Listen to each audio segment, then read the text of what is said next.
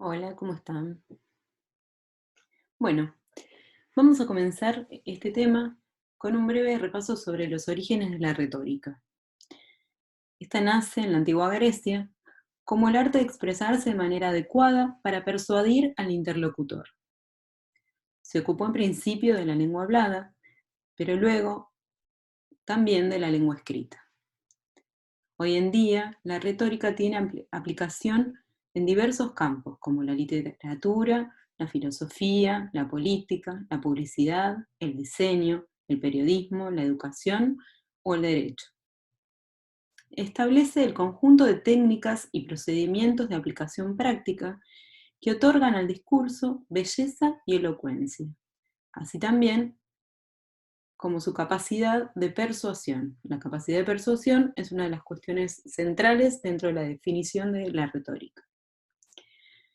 También es conocida por sus connotaciones despectivas, para señalar el uso impropio o inoportuno. Por ejemplo, el discurso de los políticos es pura retórica. A nosotros nos interesa hacer énfasis en la retórica visual. Es así que aparece este personaje, Roland Barthes, que fue un filósofo, un escritor, un ensayista y un semiólogo francés, que se dio cuenta que las figuras retóricas utilizadas en el lenguaje oral y escrito también se podían usar en la imagen, concretamente en la publicidad. Entonces fue cuando acuñó el término retórica visual, más o menos en el año 1977. Esta nueva retórica se centra más en un análisis crítico de las obras en sí mismas que de sus autores. Con las nuevas tecnologías se crean nuevas retóricas. Mediante fotografías, videos, animaciones, interfaces, etc., podemos comunicarnos utilizando figuras retóricas concretas, como la metáfora, la metonimia, la prosopopeya, entre otras, que vamos a ver más adelante. Entonces, podemos definir a la retórica visual como el uso de figuras retóricas heredadas de la literatura como recursos visuales para transmitir mensajes de manera no lineal.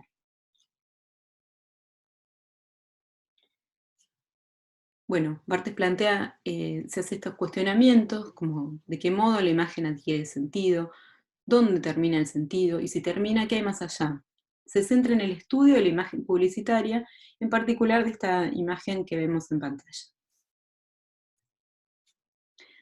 De esta manera, distingue, eh, desarma la imagen en estos tres puntos: el mensaje lingüístico, la imagen denotada y la imagen connotada. Para encontrar imágenes sin palabras hay que remontarse a la sociedad parcialmente analfabeta, es decir, a una suerte de estado pictográfico de la imagen. De hecho, a partir de la aparición del libro, la relación entre el texto y la imagen es frecuente. El mensaje lingüístico, entonces, establece que la imagen entrega de inmediato un primer mensaje cuya sustancia es justamente lingüística. La imagen denotada. Para esta imagen hay signos que consideramos como conformados, por un conjunto coherente, pues todos son discontinuos. Existe un saber generalmente cultural y remiten a significados globales. Advertimos, después del mensaje lingüístico, un segundo mensaje, entonces, que es de naturaleza icónica. Si abstraemos la imagen, todos estos signos, todavía nos queda una cierta materia informativa. Es decir, continúo leyendo la imagen, comprendiendo que reúne en un espacio común una cantidad de objetos identificables, es decir, que los puedo nombrar, y no tan solo formas o colores. Justamente en la imagen denotada, puedo hacer una descripción de lo que estoy viendo. Por último, en la imagen connotada, él establece que es la imagen pura. Esta imagen revela de inmediato una serie de signos discontinuos. He aquí, en el primer término, el orden es indiferente, pues estos signos no son lineales. Es la idea de la que se trata. Por ejemplo, en la publicidad analizada en el slide anterior, representaría, entre otras cosas, el regreso del mercado. Así se ve esta bolsa abierta con una serie de objetos que dan cuenta justamente de esto que estoy nombrando, del regreso del mercado. Bien.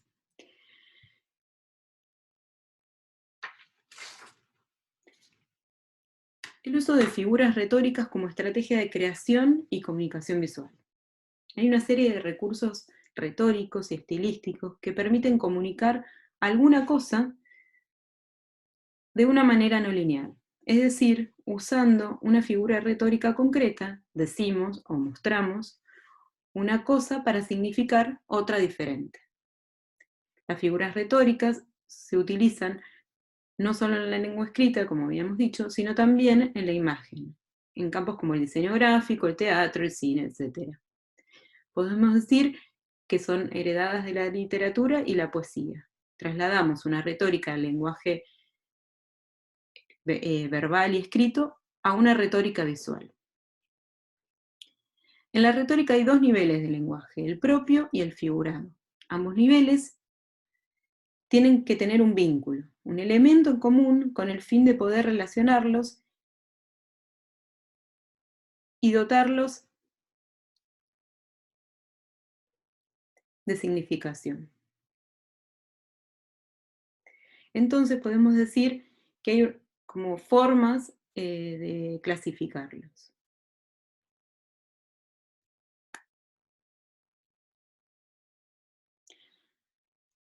Estas serían algunas maneras de clasificarlos. Hay que tener en cuenta que los nombres varían de acuerdo a los autores. Pero podemos establecer, de nuevo, estos grupos de figuras retóricas. Existen las figuras sustitutivas, las figuras de comparación, las figuras adjuntivas, las figuras supresivas y, aparte, la ironía, la paradoja y el anaculto.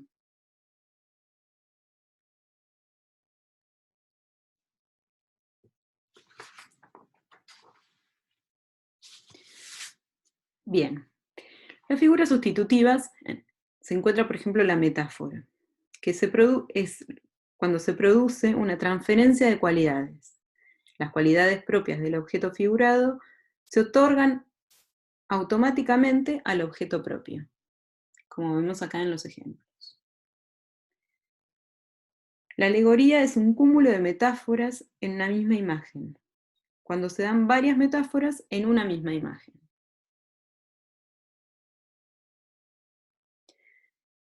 La metonimia y la sinécdoque.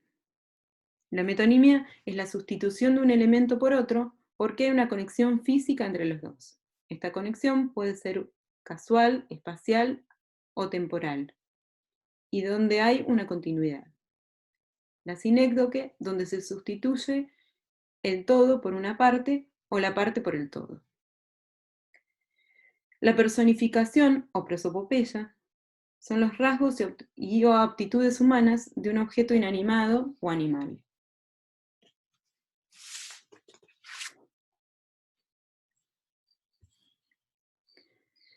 Dentro de las figuras de comparación encontramos el paralelismo y la oposición, o antítesis. La clave es comparar dos objetos o conceptos. Hay una relación directa entre dos componentes en una misma representación gráfica. Si son contrarios, será una oposición. Si son semejantes, un paralelismo.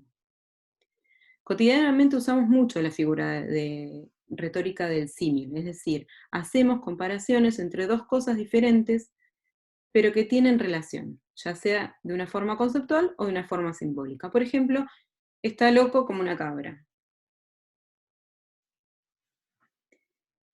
Dentro de las figuras adjuntivas encontramos la hipérbole, que es la exageración explícita de alguno de los elementos representados en la imagen, destacando claramente este elemento sobre el resto, en general de una escala muy superior de la que correspondería, una amplificación o disminución que sobrepasa la credibilidad. Perdón. La repetición o anáfora. repite algunos de los elementos en una misma representación. Se crea un énfasis en el discurso de la imagen. Las figuras supresivas, acá encontramos la elipsis o perífrasis. La elipsis se crea cuando se elimina de manera explícita un elemento de la imagen para darle más fuerza. La perífrasis es una figura de pensamiento intencional que consiste en dar un rodeo para evitar una expresión estereotipada o común. Y por último, encontramos la ironía, la paradoja y el anacoluto. Estas tienen que ver con la oposición entre la apariencia y la realidad. Hay un doble sentido. En la ironía tenemos una oposición real. Propone una idea para comunicar justamente su idea contraria. Expresa una cosa para entender el contrario del sentido literal de esta expresión. Tiene un alto componente crítico y también humorístico, y va a depender del contexto cultural. La paradoja parte de una aparente oposición, aproxima dos ideas opuestas, aparentemente contrarias, pero que de hecho son ciertas. Es lo opuesto a lo que consideramos cierto. Es un contrasentido con sentido. El anacoluto sucede cuando un elemento ve cortada su lógica física para insertar un nuevo elemento aparentemente fuera de contexto. Bueno, aquí finalizamos este teórico.